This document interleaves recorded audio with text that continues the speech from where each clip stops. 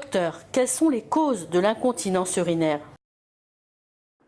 Les voies urinaires du corps humain sont constituées des reins, où l'urine se forme, de la vessie, où l'urine s'accumule jusqu'au moment d'être évacuée, ainsi que des conduits qui permettent sa sortie du corps.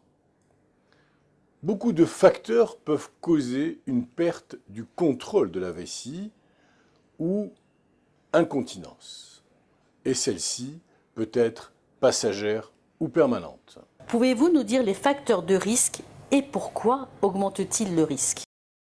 Il existe des facteurs qui augmentent le risque d'incontinence, mais on peut triompher d'un grand nombre d'entre eux. Par exemple, en maintenant un poids idéal de santé.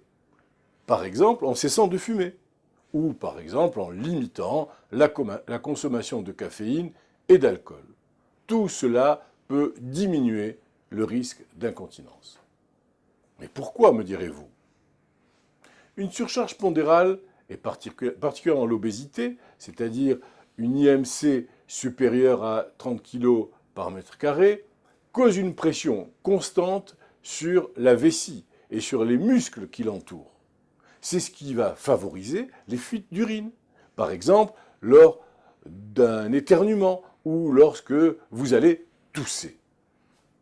Le tabagisme, lui, accroît le risque d'incontinence parce que c'est une activité susceptible de provoquer une toux chronique qui va engendrer à son tour une pression sur le sphincter urinaire.